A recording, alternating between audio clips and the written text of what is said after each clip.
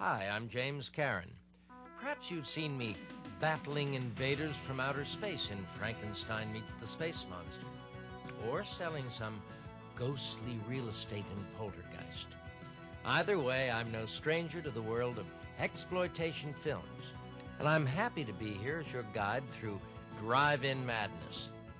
Get ready. You're about to be cast into a world of zombies, murderers, sexy women, blood-soaked creatures, and monsters from hell. You're about to see the wildest selection of coming attraction previews chosen from the best of those Passion Pit classics. Plus, we'll be visiting with a few of the people who have brought you such drive-in goodies as Horror of the Blood Monsters, Mausoleum, Dracula vs. Frankenstein, and Shudder, Night of the Living Dead. Linnea Quigley, Russell Streiner and John Russo, Samuel M. Sherman, Bobby Brisee, Forrest J. Ackerman. Plus... Hello. Hi. George Romero. Oh, hi, Tom Savini. Nice to meet you. Same here. I've heard a lot about you. Okay, the popcorn is tucked between your legs, that tinny-sounding speaker is hanging from your window, and your hottest girlfriend, with whom you've yet to score, is nibbling on a milk dud. The previews of coming attractions flash on the huge screen.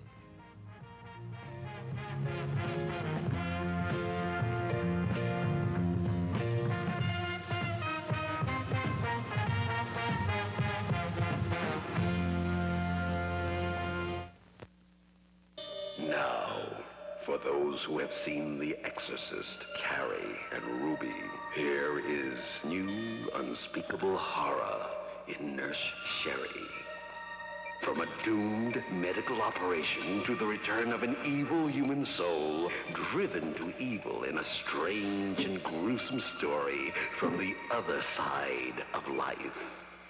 You know absolutely nothing about what you're dealing with. Don't be afraid. Take my hand. Come with me, Sherry, and I'll introduce you to the bliss that lies beyond the borders of hell. Living, breathing terror chills your flowing blood and shocks your nervous system.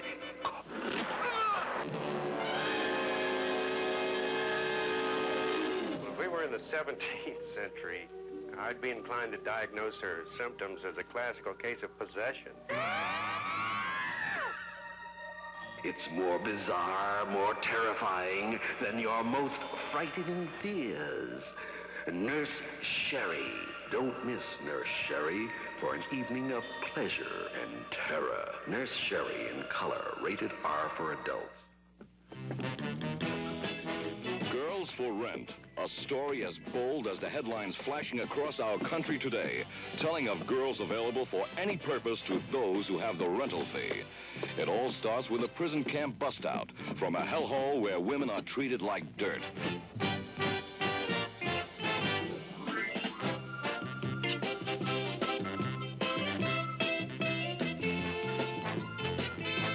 Everybody's heard about Linda Lovelace, Marilyn Chambers, and Georgina Spelman, the screen's erotic queens.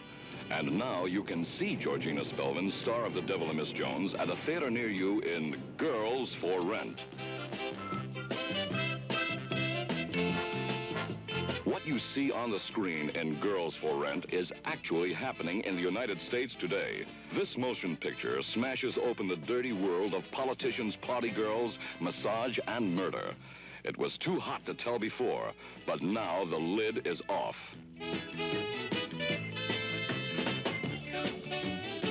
Looking for some action? The organization's gals have got it in Girls for Rent. Hot-blooded, hot-lipped, and hot-rodding down the highways. These girls can handle any man and any set of roaring wheels. Get ready for something new. Girls for Rent.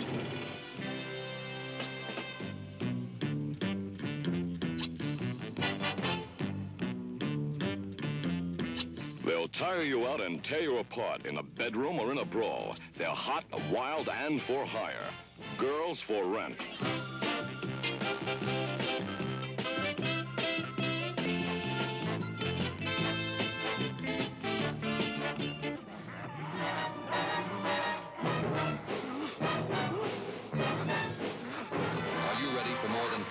hours of blood-drenched, chill-crammed terror, see the Bloodorama Shock Festival, if you're not afraid of being scared out of your wits.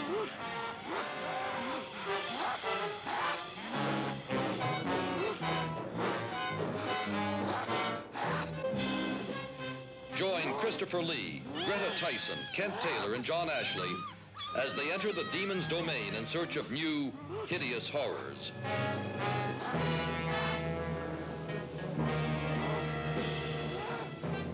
It's all there and in bloodletting, gory color. The legions of evil want to rise from their graves and greet you. Don't be afraid. See the Bloodorama Shock Festival, if you dare. You'll see men turn into maniacs, women turn into witches, and dead beings turn into living, breathing, unholy beasts that kill at the command of a half-mad fiend.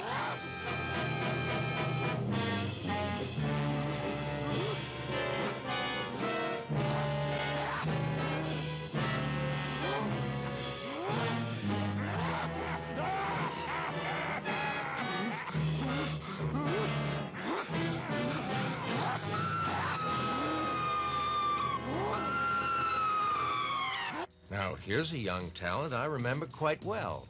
Linnea Quigley and I appeared together in Return of the Living Dead. And if ever there was a more deserving soul for the Best Nude Zombie of the Year award, Linnea would surely win it. She began her acting career with low-budget entries like Summer Camp, Don't Go Near the Park, Fairy Tales, and the notorious Silent Night, Deadly Night. Linnea shares with us some of her most memorable exploitation performances. I remember going to the drive-in as a kid, and that was like the best time. I went every weekend, and this is in Grinnell, Iowa. And it was so much fun. We used to sit there and watch all these like really, to us, great movies. And it was the best time that I ever had. It was a lot of fun. I remember doing my first movie when I was 18, and it was Fairy Tales. And I remember them checking my ID. They didn't believe I was old enough because I had one of those baby faces, I mean a real baby face, and not knowing a thing what I was doing or how to act or anything. And it was a good experience, though. The next movie that I did was Summer Camp, and so I wasn't really used to the business. I was a little bit more comfortable in front of the camera, and I remember they put us up in Malibu, and we all slept, the guys and the girls, in these bunk houses. They had bunk beds and everything, and, you know, worked us. 2 people, I think, had concussions during one of the scenes and had to be rushed to the hospital. And about 2 weeks after we got done with the film, the whole place, the Malibu Canyon, burnt up, so we couldn't do any more on the film. But that was a good experience because I, learned to rough it. From the makers of Reanimator, from beyond. Every journey begins in the mind. A flight of imagination. A vision of what might lie across the universe. Or within the deepest regions of the subconscious. Dr. Edward Pretorius is about to embark on such a journey. It's out of control. You've got to turn it off. Something's coming.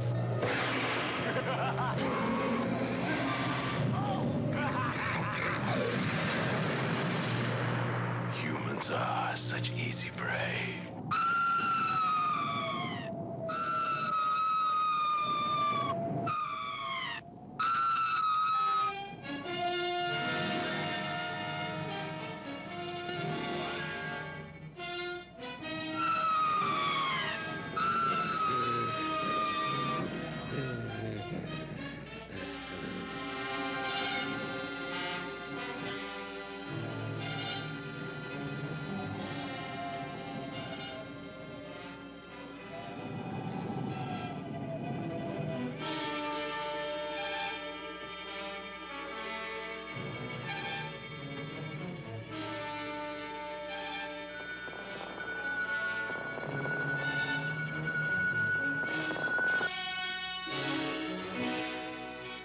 Feel your flesh crawl and tingle as creeping creatures slither out of the night to satisfy their unholy cravings.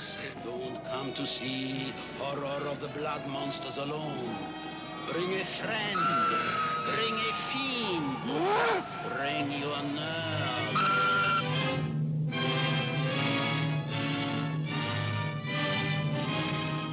You'll see human beings hideously transformed into the most grotesque creations we ever dare to show you on screen. Gruesome mutations called the vampires.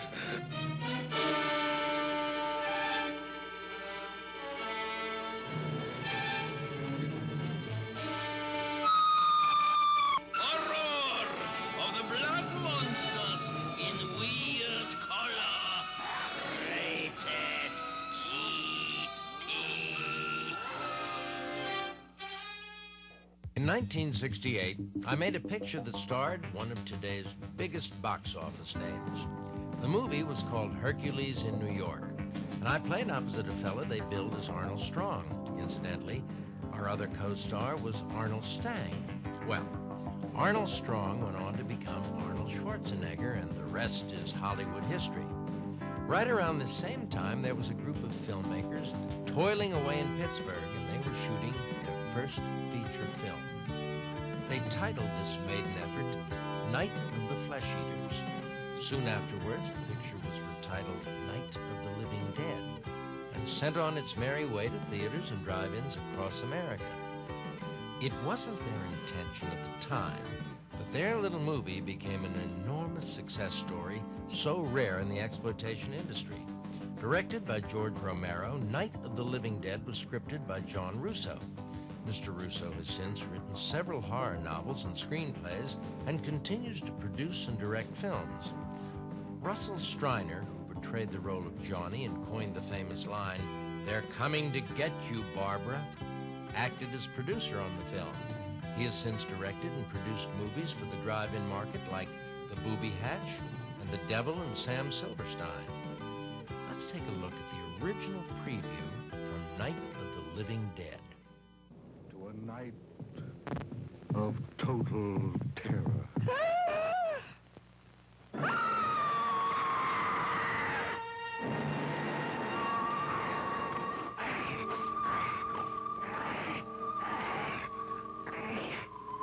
Night of the living dead, the dead who live on living flesh. The dead whose haunted souls hunt the living whose bodies are the only food for these ungodly creatures.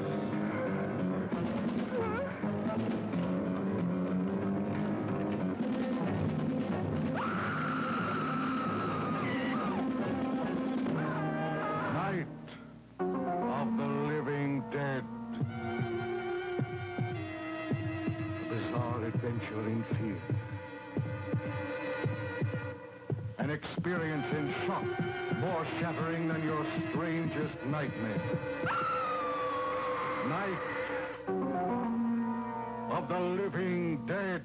A night with the dead who cannot die. A night of total terror.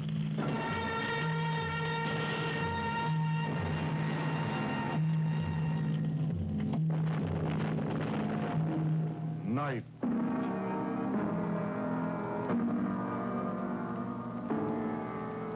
of the living dead. Russell Streiner and John Russo.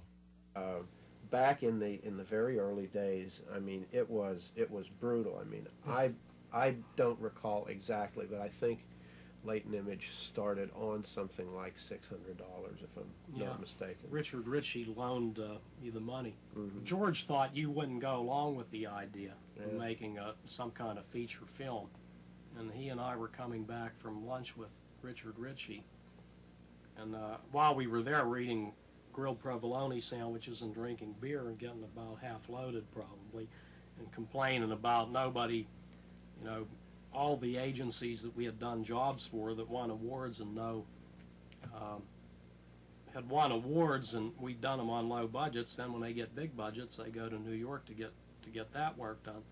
So I said, well, you know, we have a 35mm camera now. Why don't we each get 10 guys and kick in maybe $600 each, and we'd have $6,000.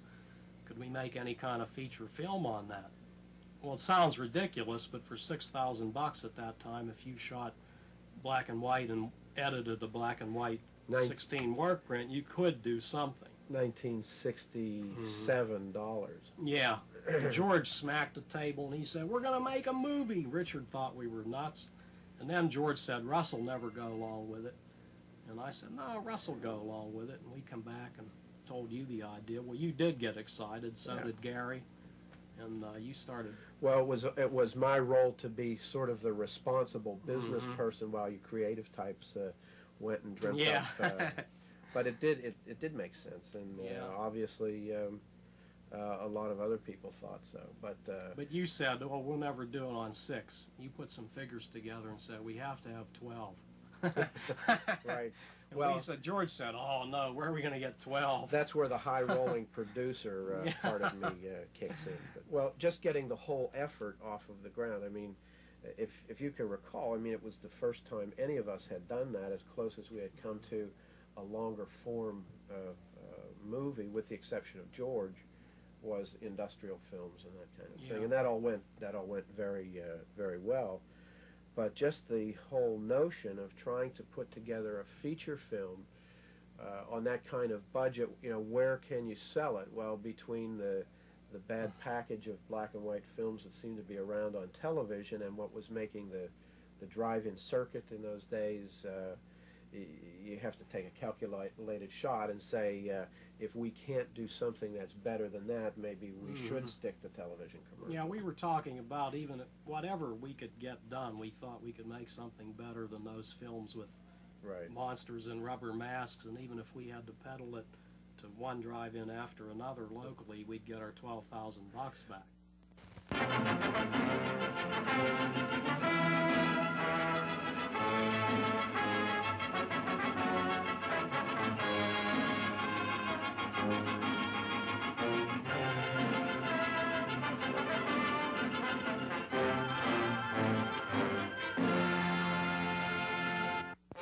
Warner Brothers present 2 gripping dramas of science, horror, and suspense. The Human Duplicators and Mutiny in Outer Space.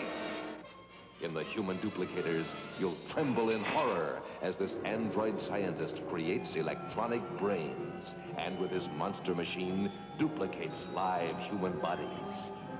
You'll freeze with fear as you enter the cold world of the living dead, where terror dwells and horror waits for you. In Mutiny in Outer Space, the space-age drama from tomorrow's headlines. The suspense, the drama, the terror of human beings facing a fiendish monster from the moon. Too incredible to believe, too gigantic to control, too mysterious for man to comprehend. See Mutiny in Outer Space and The Human Duplicators in bleeding color.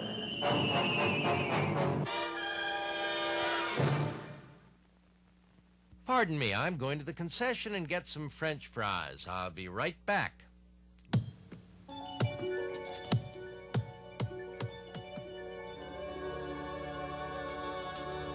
Once upon a time when the world was filled with wonder, little creatures shared the earth with humans. And magic was a way of life. Once upon a time is now. Harry Jr. is about to be drawn into a world beyond his wildest fantasy, and he'll need a little magic of his own to get out of it alive.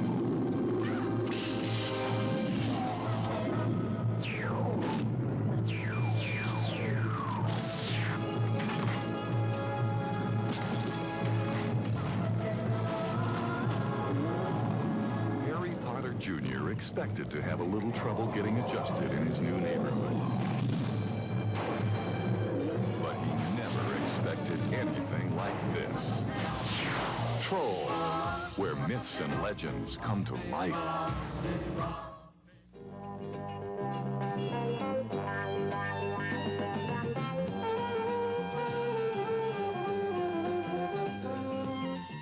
Look Look up, look out. Look what happens when 3 cool big city chicks set the West on fire. Blazing Stewardesses.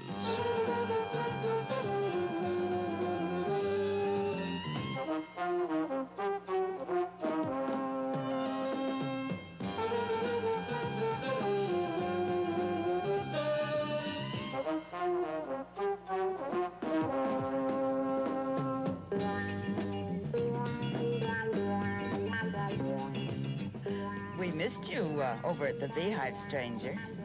And I extended a personal invitation, too.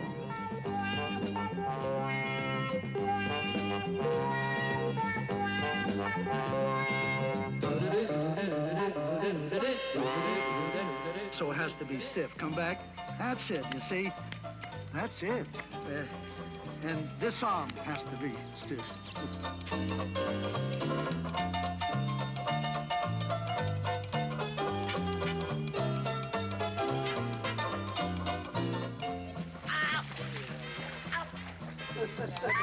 Stop screaming! It's cold. Let's go get her.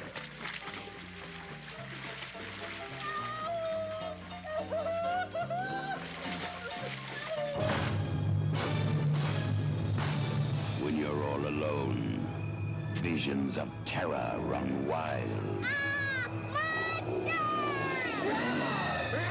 Only tonight, they will be real. Because all the legends of darkness are coming out of the closet. In Dead Time Stories. Afternoon, boys! An insanely wicked nightmare, haunted by bizarre creatures carving their way through a maniacal fable, oozing with evil magic and psycho killers. You're expecting perhaps Janet Lee?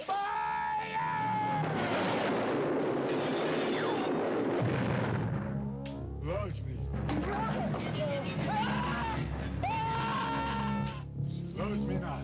Oh, you now care! She loves me! From the door to your most secret fears, through the terror of a deadly forest, all the way to Grandma's house.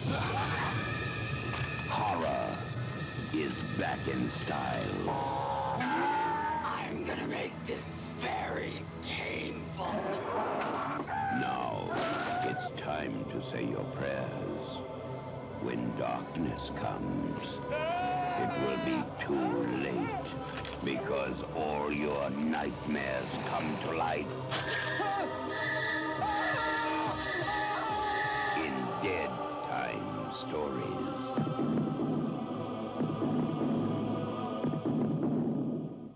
It isn't often that the drive-in tailored movie acts as a vehicle for instant notoriety. But when Mausoleum became a cult favorite among horror genre fans, its attractive star, Bobby Boucher, followed suit. She was immediately crowned as the new Scream Queen of Horror and won the hearts of audiences worldwide. Her successful string of exploitation appearances include Ghoulies, Prison Ship, and Deadly Sting. Bobby's dynamic personality and natural appeal are sharp contrast to her horrific screen roles. Well, I tell you, drive-in theaters were something else. Do you know that we started out with quite a few drive-in theaters in the United States, and they are less and less now, and it's too bad because where else could you have taken your best date? I mean, where did you have your first kiss? The kids today don't even know this. They rent videotapes, and they go, what, in their back room? I mean, who knows? But in the car, you could get away from the house. You could get away from mom and dad. You could lock the door. You could watch the people next to you. It was great. You very rarely saw the picture. I think that's why they were so bad. I mean, most pictures, as you think, were B pictures that were shown in the drive-in. And they're making a lot more B pictures now, which is surprising that drive-ins are going out. But I think video has taken over. Late night TV and video. So we got a problem here where there's no place to go. Well, that's probably why the kids are out on the streets. I mean, we got a problem here. I say we bring back the drive-ins. Clear up the drug problem, hey? Oh, in the food at the drive-in. I mean, please, Milk Duds. Hot dogs and hamburgers, they were cold when you got them back to the car, right? I don't know. I say you bring your own thermos and you bring your own chicken and put the food at the drive-in. But it was okay. I mean, what were you going to do during intermission, right? You already did what you were supposed to do before the intermission because you had to have a break. So everybody went to intermission, had some popcorn and stuff. My first movie role was Mausoleum, and it was a fluke that I got this, really. Everybody auditioned for this part. But I think the only way I really got it was I did the best growl. Everybody could have done this. But I had a real good growl. A little sample here. Nobody could have done that, right? Anyway, let's see. Mausoleum. Well, after I got that, and that made quite a bit of, we got a nice European distribution. It did very well in the States. It hit the 50 top grossing list. I got a little bit of a following in horror. So at that point, what was next? The Kid. We did Ghoulies.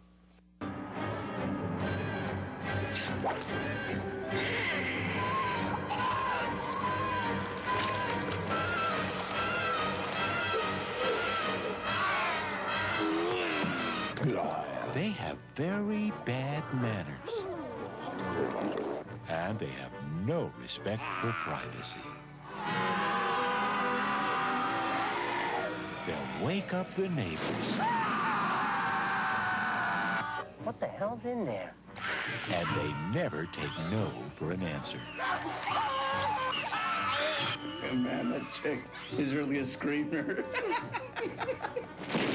Ghoulies, once they show up, you can never get rid of them.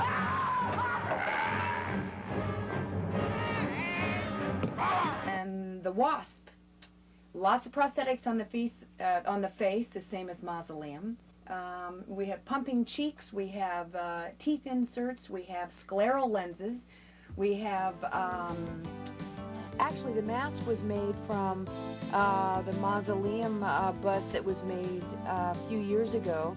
And you'll notice a similarity from the Mausoleum monster and the Wasp monster. That's because it was made from the same mold.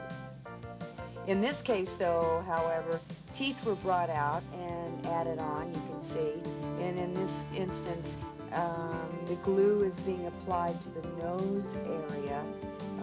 The mask is on. It's been glued onto the face. Now, the only thing now here is the eye area has not been retouched. So, from this point on, Tom will build up the eye area to blend in with the mask. The wig is applied. That's to cover the top of the mask on both sides. This is like the third killing. This is John Terrence. He's my love interest in this film. And this is his death scene. And he swallowed like a gallon of blood. And the wasp has pierced him from the other side. And this is he's a terribly exciting Shakespearean actor. And he actually did this as a favor.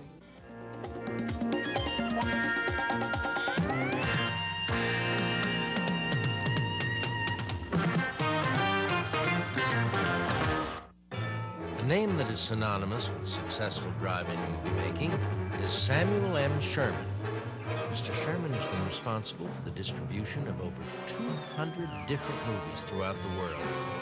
He is a specialist in supplying the drive-in circuit with promotable film fare. His production and distribution company, Independent International Pictures, grew out of the demanding drive-in playdate schedules of the 70s.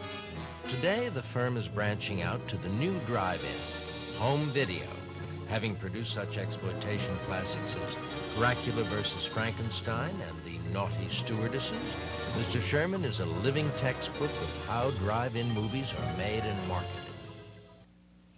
Well, it's a funny thing how I got involved with Al Adamson and started at Independent International. It all began by being a fan of old movies and having seen a movie called The Old Oregon Trail, which was a silent covered wagon movie done by Al's father, who was known as Denver Dixon, in 1928, and Al's mother was the leading lady. When I went to Los Angeles for the first time in 1962, I eventually met Al's dad, and through meeting him and his wife, I met Al, who was running a nightclub out in the valley at the time.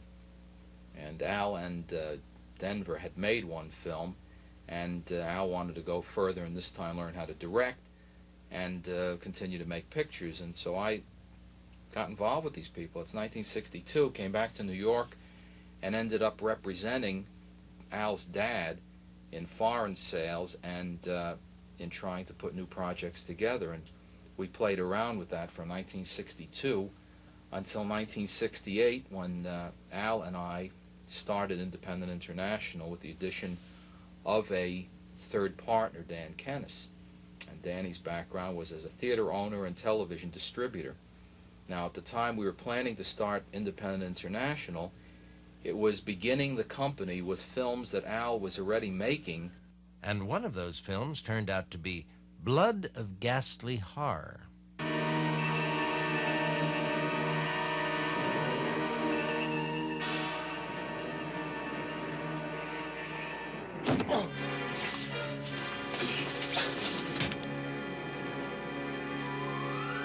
Voodoo witchcraft transforms beautiful women into 1,000-year-old mummies.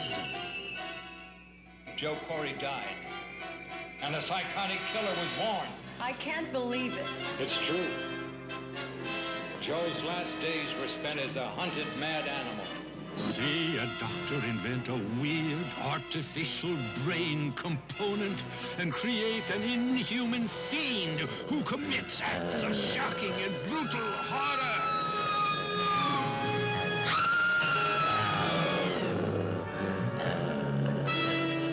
It's a frightening and fantastic visit with those who will not die, and they want your company now. They must possess the living to stay alive.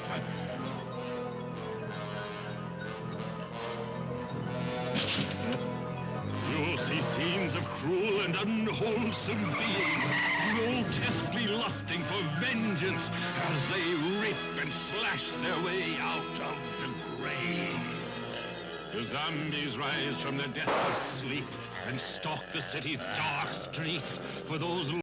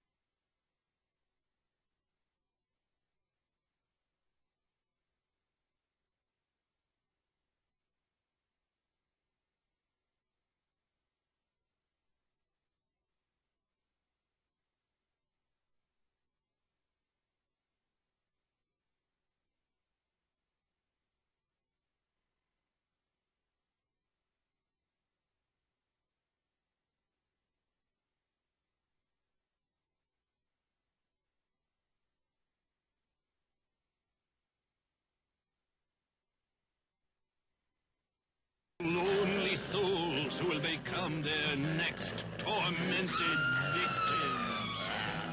Then life is a nightmare of fresh corpses and dungeons of terror.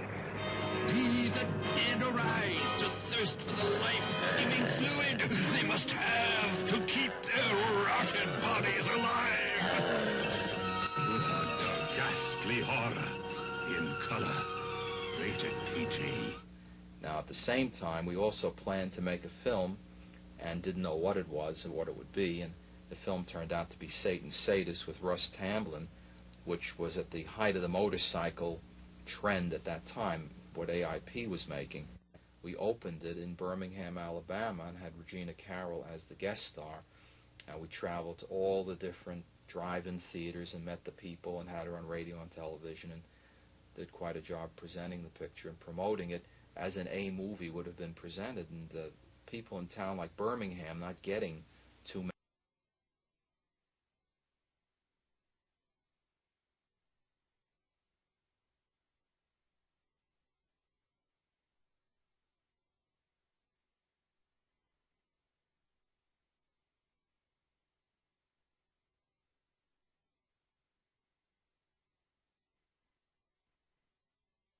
Many publicity tours from major companies appreciated our coming there and gave us a big welcome, and it opened the picture. The picture was extremely successful. Is it better to have loved and lost than to have never loved at all? To pay the price at any cost for a moment of pleasure. Torn out of today's headlines, a shocking, realistic story of the wave of revolution and anarchy sweeping our country today.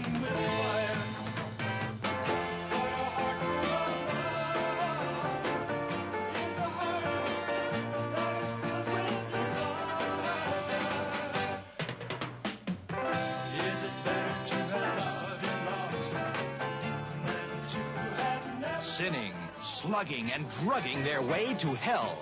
Satan Sadists are not a pack of imitation angels.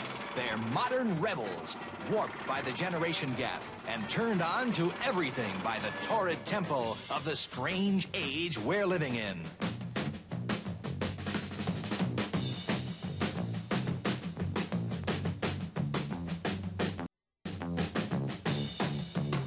Satan Sadists are helling it like it is, baby, and smashing and slashing at anyone in their way.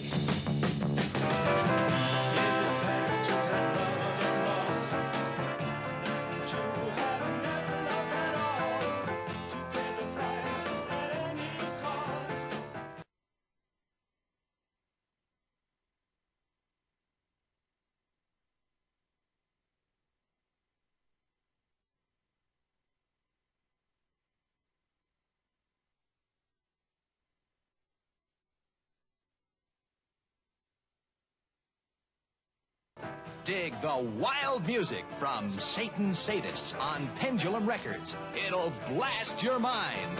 Dracula vs. Frankenstein was a follow-up film to Satan Sadists, and it was started at the beginning of 1969 under the original title to be called Blood Freaks, but to be produced under the title The Blood Seekers. There was a part for a dwarf who was an assistant to the doctor, and I said to Al, I'd like to have Angelo Rosito, who used to work in all those Bela Lugosi horror movies. And Al said, I don't know where he is. I don't know how I would get him. So I said, well, he used to have a newsstand. Somebody told me around Hollywood Boulevard, why don't you go down there and look? So he went. He went up and down Hollywood Boulevard, and he says, there's nobody here who's a dwarf who's got a newsstand.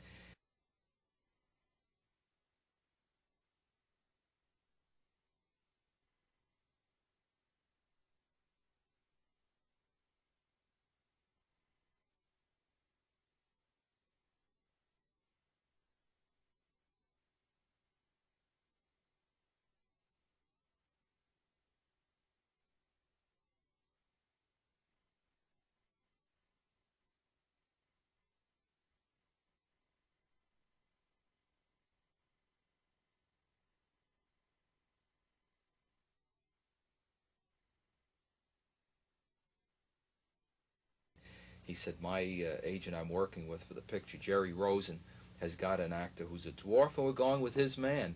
He says, I can't keep looking for your guy. It turned out his man was Angelo Rosito, so he got him anyway. They live by night. They hide in the dark and rise from the shadows.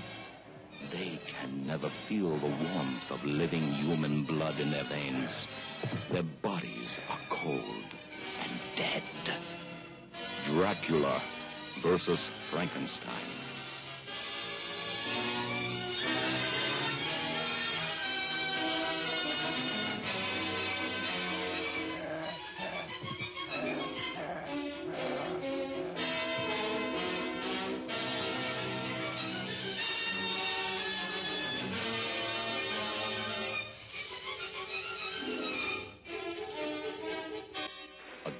Who serves the dead. A dead man who controls the doctor and a living creature horribly created from the mangled corpses of their victims. Dracula versus Frankenstein. His blood is cold, but his mind is keen. He cannot die, for he is already dead. His name is Dracula. Another lives, but his body belongs to the dead. The two will join forces, but only one will survive. Dracula versus Frankenstein.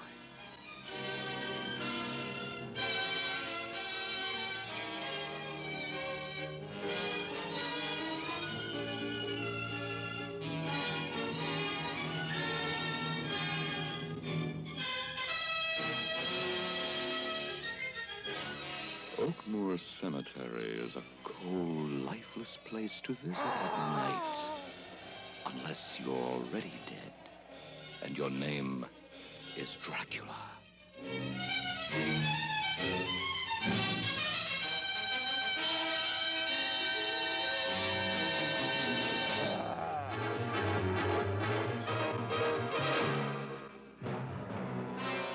Together, in one film, they meet in a fight of fright. The kings of horror battle to the death. Dracula versus Frankenstein.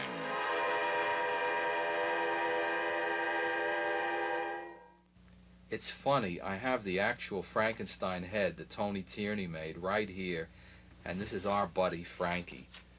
And we've been through a lot together. You can see we both look a little more worn than we once did, but this was the head that Tony Tierney made. He sculpted it out of clay, and then he had latex. He put it over this thing, and he got a latex mask, and he put it on the head of John Bloom. So there's 7'4" John Bloom wearing this thing. Macabre, the macabre mystery world we never see. The strange, the hideous, the shocking. Like these people who twist and distort the limbs of their children to make them outstanding acrobats or crippled beggars. Macabre. These men disguise themselves as women and work as geishas to earn a living. While in this part of the world, men chase turtles and eat them raw, believing them to be the most powerful of aphrodisiacs. Macabre. Beauty is in the eye of the beholder, and women do whatever is necessary according to their customs to be beautiful. Macabre. For thrill chasers, there's the dangerous pastime of sidecar racing. Macabre. It's the world of strange desires. Every thrilling danger you can imagine. Macabre. In color. After the next feature begins, the refreshment stand will continue to serve you.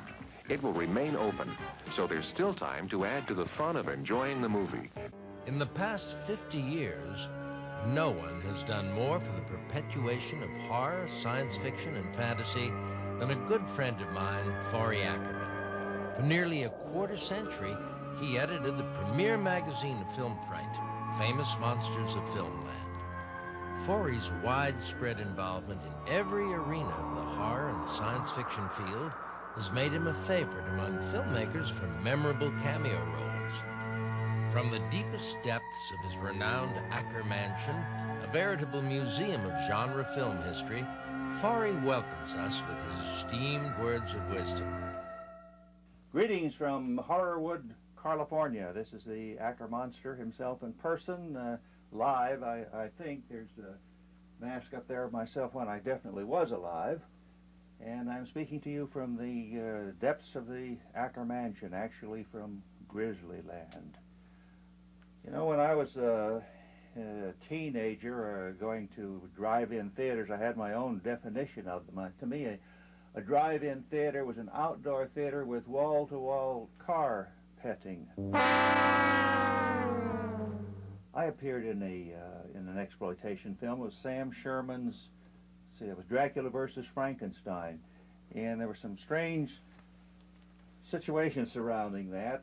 Actually, I was going around with my arm in a sling, a terrible amount of pain, having to drive with one hand. And I got a call from Sam and he said, "How'd you like to be in my picture and be mutilated, be killed by the Frankenstein monster?" And I said, "Well, no, I don't think so. I believe I'll..."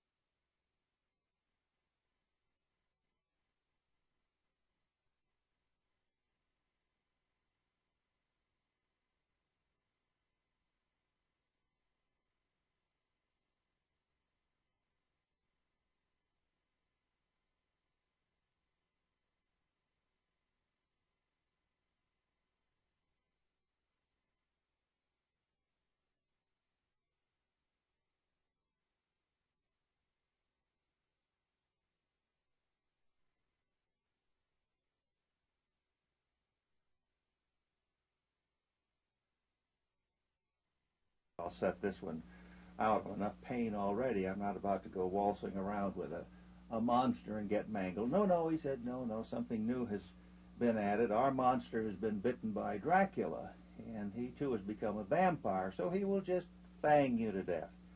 So I thought, well, for a few bucks and some fun and watch myself in a drive-in theater, oh, okay, I'll go for it.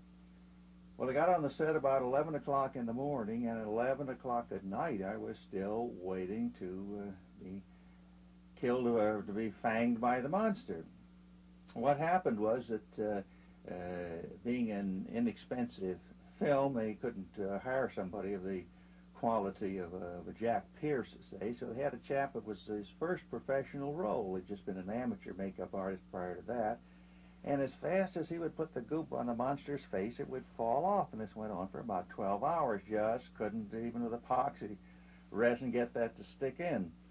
So it was getting desperation time. Dracula himself had to be on the Red Eye Express and off to New York at 1 o'clock in the morning to appear in a play the next day on Broadway. So finally, Sam, in desperation, he said, well, let's, even if the goop falls off the monster's face right before the very camera, we have to go with this shot.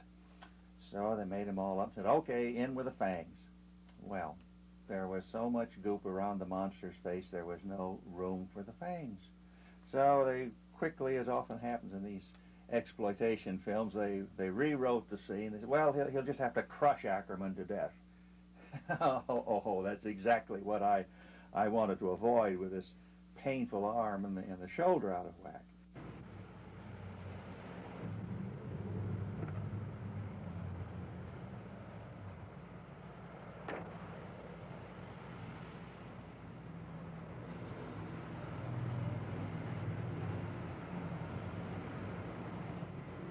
Who are you?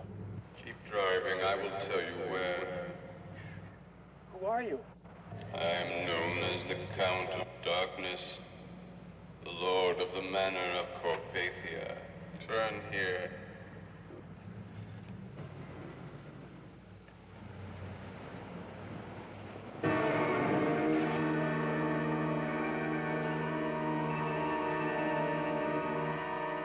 Get out of the car, Dr. Beaumont.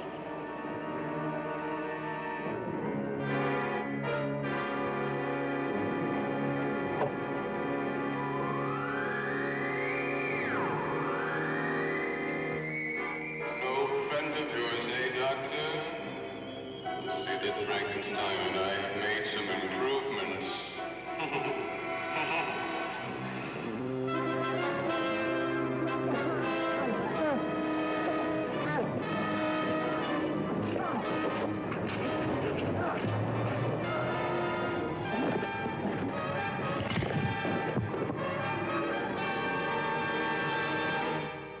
I was determined to win an Academy Award for a death scene. There I was, lying stone cold dead in the market and waiting for the director to call cut.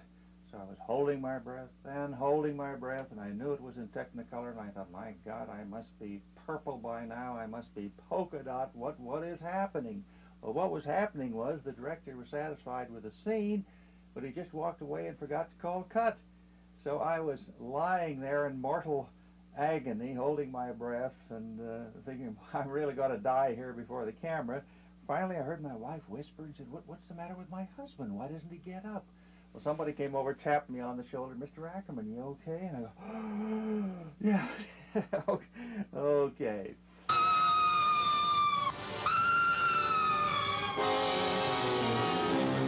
Frightening, fear-filling, fiendish, and fantastic horror is here.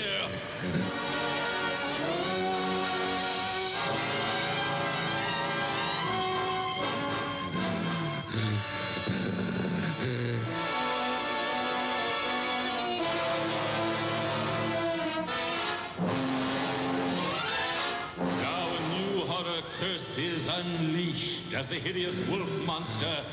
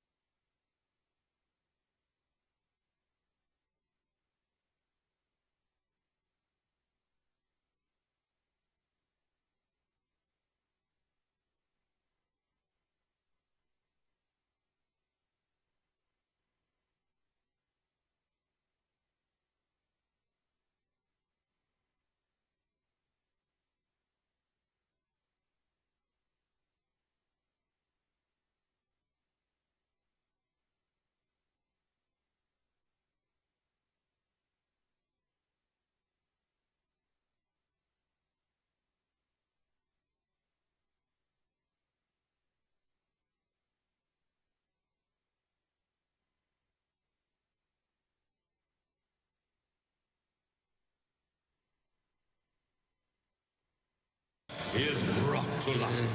From out of the crypts of undead beings comes a maniacal, blood-mad demon seeking new living victims.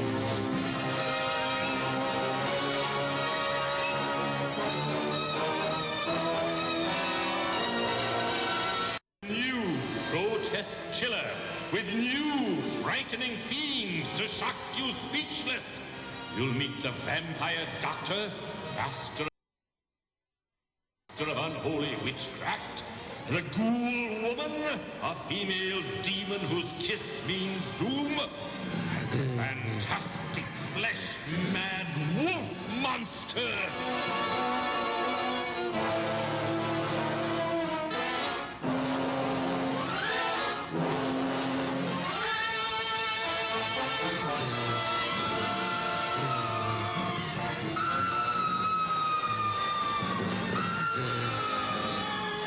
Don't miss Frankenstein's Bloody Terror. It's a super shock spectacle of hideous horror in Chillerama 70 and gory color. Rated GP. God, did anyone really pay to see that? Screaming demons screeching through the skies. Weird winged wonders. Hideous horned horrors. Fiendish fanged phenomenon out of the shadows onto your throat. The Twilight People.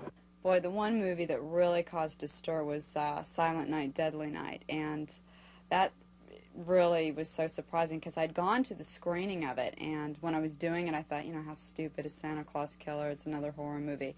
And I was in Mexico filming another film at the time, and my manager would call me and say, you know, oh my God, it's on the news again, you know, they're banning it, and in Chicago they're up in arms and everything. And, you know, I thought, you know, how stupid, I can't believe this. But that movie, you know, it was just another horror movie to me, and people just went nuts because it was a Santa Claus killer, and to me, I thought it was just funny. But that movie was hard to work on because I was impaled on antlers, and I wouldn't suggest it to anyone. It's not a good way to die. Something that still is with me to this day, the line about if I had $1, literally, if I had $1 every time someone said to me or asked me to say to them, they're coming to get you, Barbara, I would, I wouldn't even be doing this interview. I would be in Palm Springs someplace with my feet up around the swimming pool. They're coming to get you, Barbara. Stop it!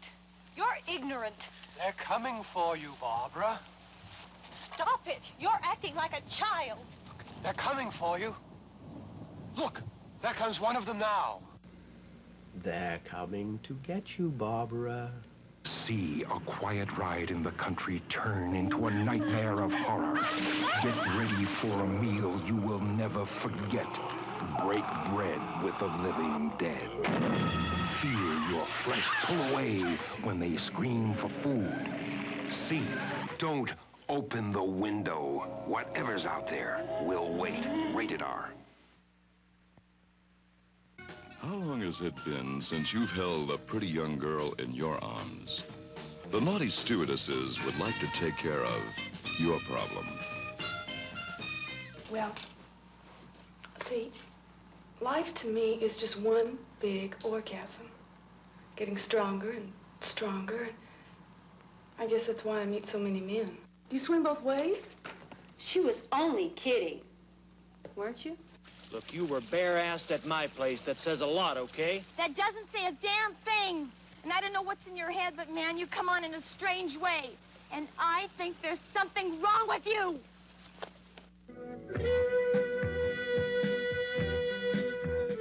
One likes them older and experienced. Another prefers the younger, more virile approach.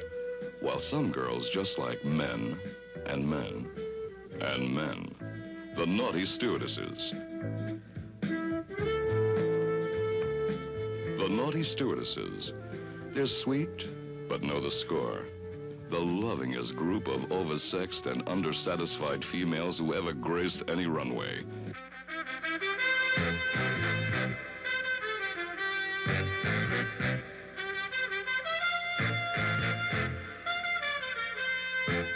Jane does it for kicks. Debbie does it for love. Margie does it for money. And Barbara does it for fun. They're the Naughty Stewardesses, and they're flying your way now. Fly first class with the Naughty Stewardesses, the cutest, curviest, most caressable hostesses who will ever take care of you.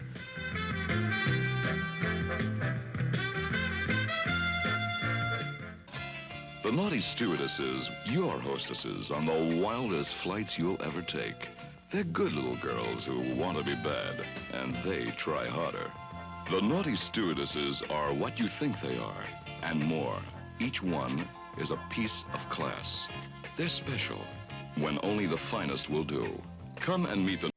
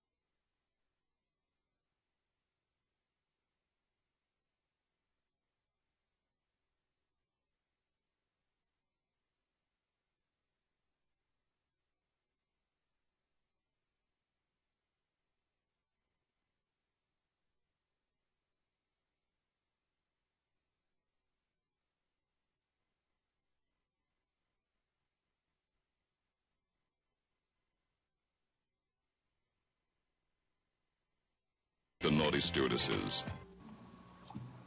Wait. Johnny, we have to stop. George Romero and Tom Savini are next. Next? Mm-hmm. What, do you got all your dates on some kind of a time schedule now? No. They're here. Who? George Romero and Tom Savini, too. Well, where I grew up, there was one drive-in movie near where I grew up, so I really never went to the drive-ins much until I got out here. Pittsburgh. This is Pittsburgh. Yeah, there's lots of drive-ins here. I think I started with the drive-ins before the movie theaters because it was easier to pack up in the car and go and take this little kid along with you. Yeah. And that's where I really first saw Man of a Thousand Faces, at a drive-in. Then followed up in movie theaters. Every movie theater I could find that was showing it, you know. Well, it's, you know, the product has become sort of disposable product, and really the drive-in might have even been the beginning of that. The drive-ins, I think, were the sort of, if you wanted to trace what happened to movies to make them more popular or to make them more like, more disposable or more like paperbacks, if you will. Fast food. It sort of went drive-ins to TV well, drive-ins and TV probably around the same time. And then now it's gone from that to video cassette. Now it's completely disposable. I mean, I never would thought of that. That's true. I would never think of walking out on a movie. I mean, if I'd go to a movie and if I'd see the beginning of a movie, I was committed. Yeah, you know, me I would too. never think of walking out. Now I bring. Have you ever? I've never had. I have with cassettes. I'll bring home 6 cassettes on a weekend. I'll watch. You know, I'll watch one. If I really don't like it, I'll just turn it off and go to the next one. 'cause it's so easy. And I may never watch the end of it, which is something that I used to never do. So the most laughs I ever had at a drive-in was when we went to see Night of the Living Dead. How come? We all went out to see it at a drive-in. I remember Carl and Marilyn and I think Russ was along. But it wasn't the first time you'd seen it. No, but we all went to a drive-in and had this, you know, brought food and wine and had a ball. That's a different kind of premiere, isn't it? Yeah, well, it was sort of our own premiere. We had a Yeah. big premiere at a theater downtown, but then we all went out to the drive-in, so that said something about where our head was. Like a too. picnic, yeah, It was like sure, a picnic. yeah. And we could raise hell and have fun with it. And just the idea that we were playing there, you know. Yeah. Well, what about some I other remember ones? when we had the premiere downtown, it was a premiere that we were sort of responsible for having. It was a benefit, and Walter Reed wasn't like the movie had opened, you know. And then it wasn't until after that, when the movie was playing around, that it seemed like it was it suddenly became a real movie. Yeah. And we went to drive-in to see it. Vampires. Very unnatural ladies. Your blood will freeze as they lead you down the corridors of terror. Ravishers who tempt men's appetites and feed their own. Vampires. Their lips are moist and very, very red. They'll rivet you with terror. Vampires. They trail the aroma of love, the scent of death. You arouse me more than any woman I've met for... Kill him. Kill him. Cross their path and you are a sacrifice to evil. Who are you? Where the hell do you come from? Vampires. Very unnatural ladies. They are the dark screams in the blood. The screams you won't be able to hold back when you see Vampires. Adult terror from chemists. That's funny, talking about drive-ins.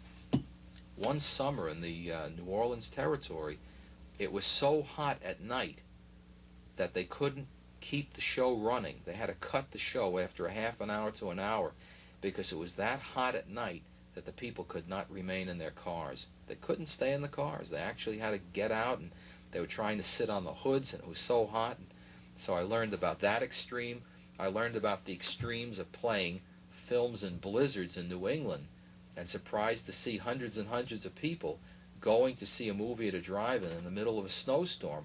While it was snowing, Satan Sadist was playing in New England, and the people actually went to see it. Just incredible. It's no secret. The drive-in theater has steadily declined in recent years, giving way to shopping malls and condominiums. Where they were once 5,000 strong, there are barely 2,000 remaining nationwide. But the horror and exploitation market lives on. and the films usually destined for a drive-in playdate are now being shown in your living room. The tremendous demand for home video product has produced a natural venue for low-budget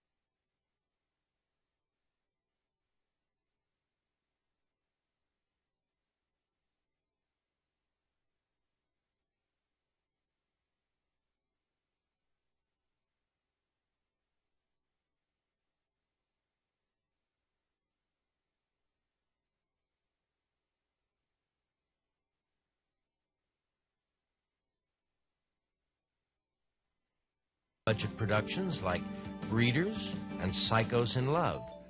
Specifically geared for the home market, genre films can be made quickly and cheaply. Only now you don't have to be in your car to see them.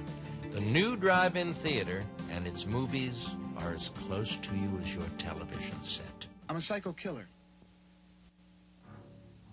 I don't believe it. What? Me too. Get out of here, really? Really? I'm not kidding. Okay, that's Friday the 13th. Friday the 13th, part 2. Friday the 13th, part 3. Friday the 13th, part 4. And Friday the 13th, part 5. That's Halloween 1, Halloween 2, and Halloween 3. That's Death Wish 1 and Death Wish 2. That's Dawn of the Dead.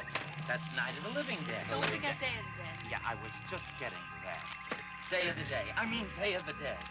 That's Psycho 1 and Psycho 2. Wow.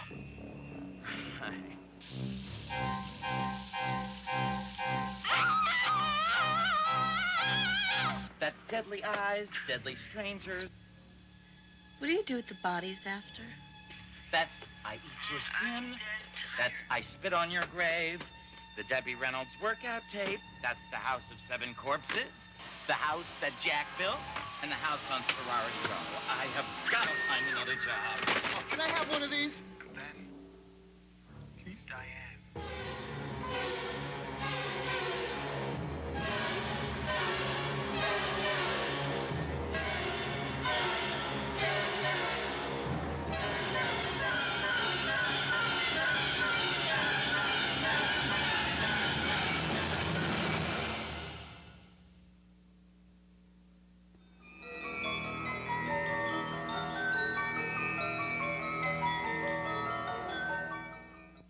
It's interesting that people who know us know that we've been involved in more pictures than just Night of the Living Dead, and the Booby Hatch. Well, I remember after Night of the Living Dead, and even after the affair, I had this idea, and you and Rudy Ritchie and I were sitting in your office, and we were just telling jokes and drinking coffee, and I said, you know, I had this idea last night about a film.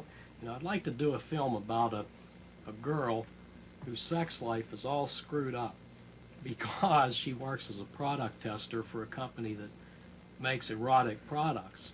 I love the yeah, concept. I still do today. You guys fell on the ground laughing, and we said we have to do this film, but then how do you do it and get an R rating? So. Well, it takes the whole mentality of what we were doing in terms of industrial films. It seems as though the erotic product industry might have product testers. Does this work? Does this work? One more company needs a sales film. You don't have to be crazy to work at the Booby Hatch, but it helps. The Booby Hatch is a sexy new movie all about a peculiar X-rated love factory where they make unmentionable toys for adults. The Booby Hatch is a new and exciting experience for married couples. The Booby Hatch is a new and exciting experience for unmarried couples. The Booby Hatch is a comedy. Maybe he don't like your girls no more. Maybe he like your boys. Men like him in the old country, they wear lipstick and tighter pants. He know my son. Give me your underthing. What? Your underthing. What on earth? This couldn't be part of the test. The Booby Hatch is a tender love story.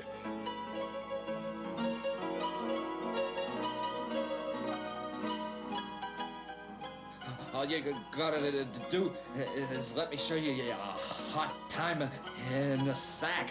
Who is this? I never liked the idea of my brother working in a dirty, despicable sex shop. It ain't civilized. Oh, my God. Oh, my God. The Booby Hatch is a crazy, mad, insane, groovy, loony, zany, wild, fantastic, smashing dynamite, hilarious, and uncouth look at how people get together for a little messing around in the old testing lab. Don't miss the Booby Hatch for the looniest, sexiest time of your life. Just when I thought I've seen it all. One of the most interesting movies, and for me, one of the hardest physically, was Return of the Living Dead. I played a real different part, and my name was Trash, and I had these red pink hair, and I've never been so cold in my life. My wardrobe consisted pretty much of leg warmers and being buried in mud or in the rain and wearing latex all over my face as a zombie.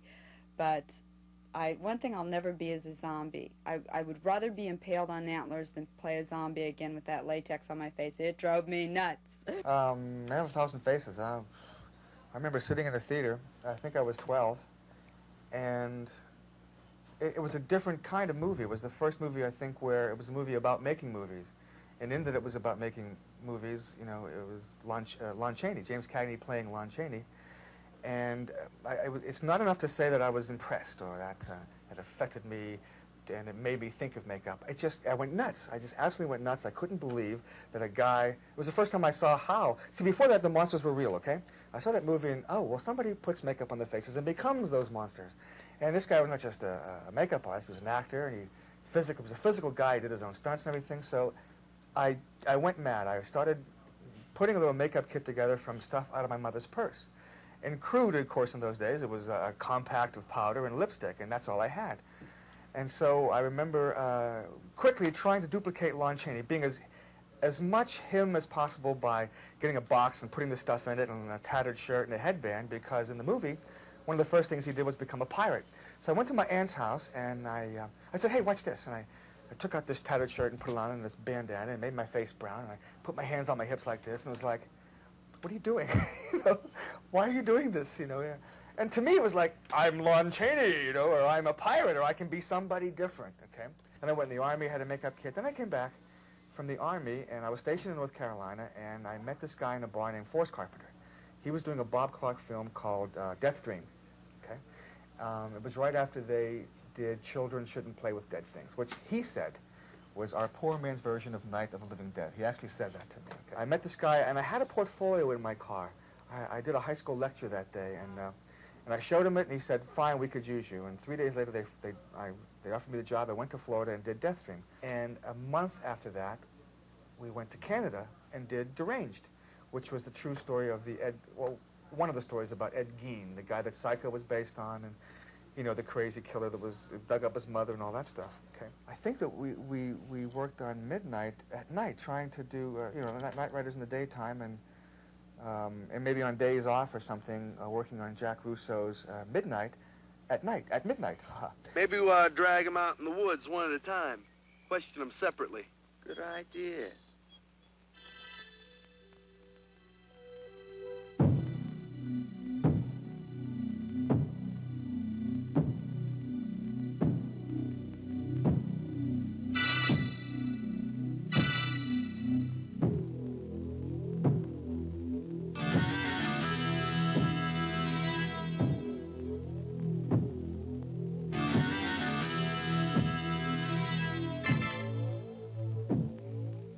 What'd you do with my daughter? Well, she might be right in front of you.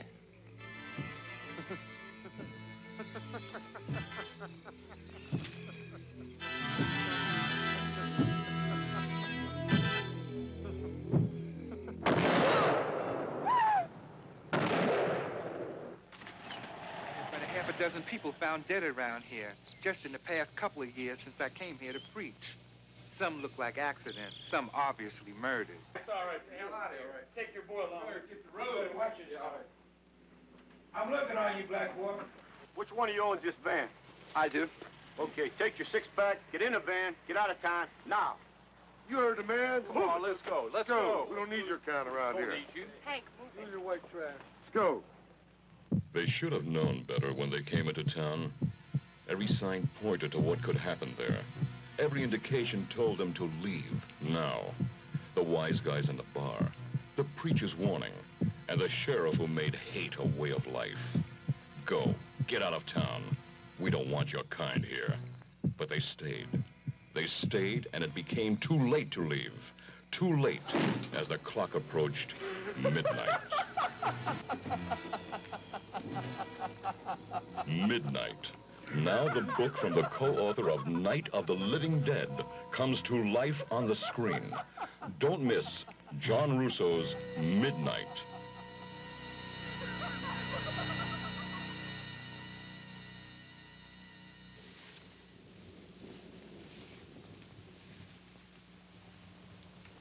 Hey, I mean, praying's for church, huh? Come on.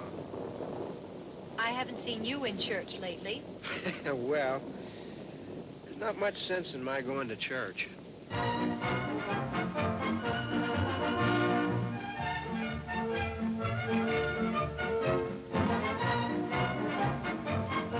Drive-in movies drive me crazy. I love drive-in movies. Now, you take part in the greatest double fright show of them all. Dracula, Prince of Darkness, and The Plague of the Zombies at a theater near you. And we're giving away free Dracula fangs to every boy and zombie eyes to every girl who enters the theater. Boys, fight back, 'cause here comes Dracula back from the dead. Girls, defend yourself against the zombies that stay dead. But come back anyway. Both features brand new in vivid color. Dracula, Prince of Darkness, and The Plague of the Zombies. With Dracula fangs for every fellow, zombie eyes for every girl. Both free as you enter the theater. Beware the glare of her stare. She's the Queen of Blood. In time yet to come, in galaxies yet unknown, daring astronauts of science find the Queen of Blood. She's gorged herself of fresh blood. She's a monster. Starring John Saxon, Basil Rathbone, Judy Meredith, Dennis Hopper, and Florence Marley. She turns the Milky Way into a galaxy of gore. Queen of Blood, in color, and Bloodbath. Beautiful models succumb to an artist at murder. Two horror-happy thrillers, Bloodbath and Queen of Blood, in color. Now, blood eaters are out there. They are coming, hunting, searching out fresh prey. Without feeling, without mercy, they track their victims down. Nothing will prepare you for the horror of these butchers of the damned. Nothing will protect you from the terror of the blood eaters. See Blood Eaters, rated R. When the show is over, please remember to place the speaker back on its stand. If the speaker is accidentally broken, please let someone at the refreshment stand know about it. We appreciate your coming out to the drive-in tonight. In putting that kind of effort together, it's not uncommon to have more than one role. Like getting set on fire? Like getting set on fire and writing and half producing and half directing and including acting. I think it's kind of interesting, the part that you ended up with.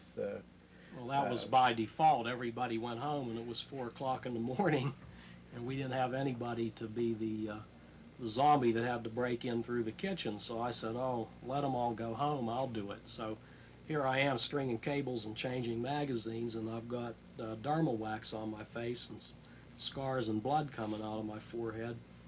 And so we shot the scene where I get the tire iron through the head, and then Dwayne drags me outside and sets me on fire. That time he set a dummy on fire. But later I said, you know, we can't be throwing all these Molotov cocktails all over the place, and we never see a ghoul set on fire. Actually catch on fire, yeah. And we said, well, how are we going to do that? We can't afford an asbestos suit or anything. I said, what the hell, I'll do it. Let's get Jack, he'll do it. Yeah, I'll do it. He's dumb. Look at him, he was stupid enough to do all this other stuff. The second picture we made was our title was There's Always Vanilla, and then it was retitled The Affair. And that just never got a good distribution. It opened in a few theaters and never caught on.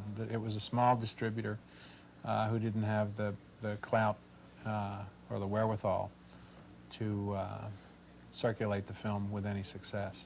I decided that I'm going to remain true to you.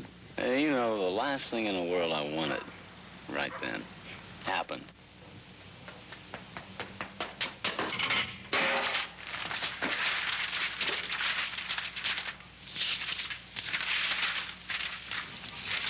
I mean, all of a sudden, boom, there she was, and I couldn't turn around and walk away from it.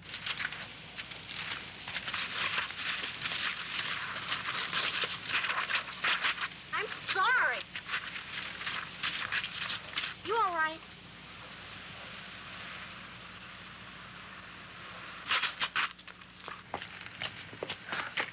Are you all right?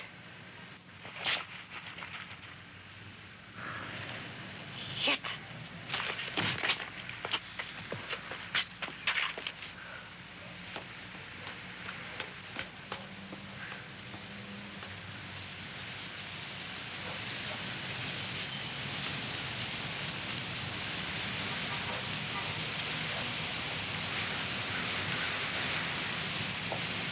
Say, girl, you know you almost killed me. I'm sorry. I missed the train. Well, what's more important, catching the train or a human life? My life. Catching the train.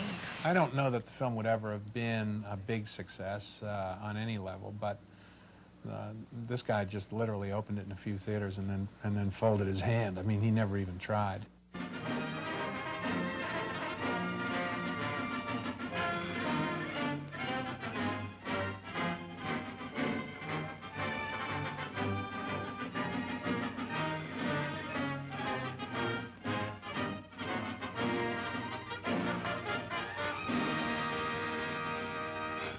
The distant stars, the lonely earth, the 21st century, and lurking beyond the strange immensity of conquered space, exploding in unspeakable horror, the green slime.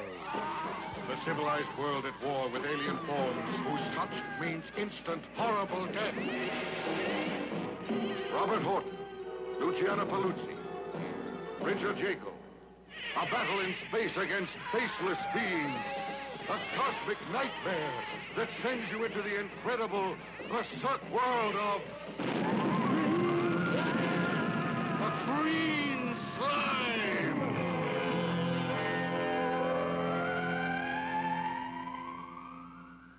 What did they want with a man in the house of psychotic women? What do they do to a man in the house of psychotic women? What else? Stop it! Stop it! House of Psychotic Women from Independent International. Rated R. Under 17, not admitted without parent.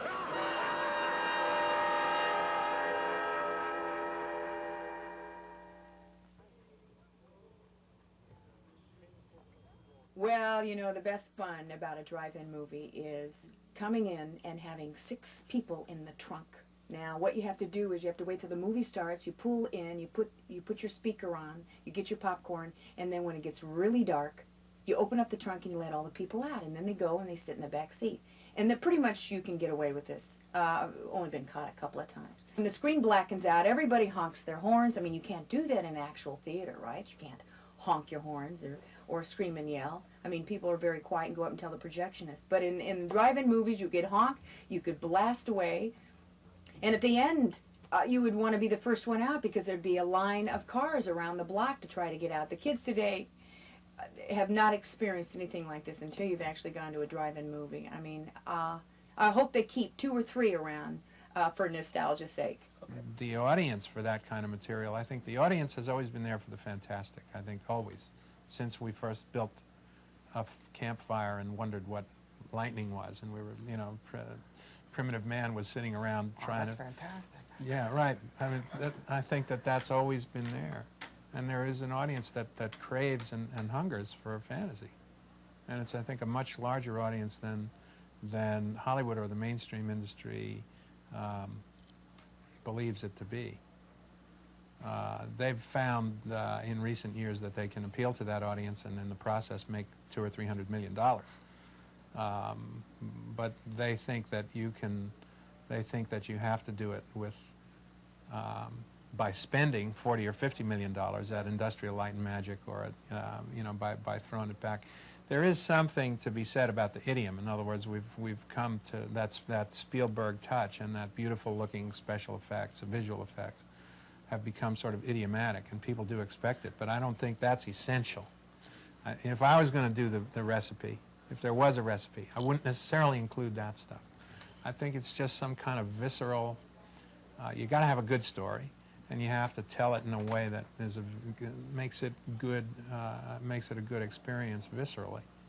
And what does the future hold for all of this? I don't know, but I know this. There are fans of horror movies, there are fans of exploitation films, there are drive-in shows on cable and on local television channels, people making drive-in style movies for home cassette only. I think that the type of picture will continue. Where it will be shown is anybody's guess. But the drive-in name, the drive-in phrase, drive-in style movie will never die. It will be something that will go on into the future. And maybe years from now there'll be fans of drive-in movies and they won't know why they're called drive-in movies. The drive-in theater, will any survive? Or will a tradition of outdoor movie-going slowly be erased by the high value of land and the convenience of home video? If you happen to live near a drive-in, consider yourself fortunate. Millions no longer have the option of going. The drive-in theater offers an exciting ambience that's just impossible to recreate. We hope that in viewing this tape, you might have imagined a whiff of those soggy hamburgers or deliciously greasy egg rolls. You know something? One of those things sounds pretty good about now. I'll see you at the drive-in.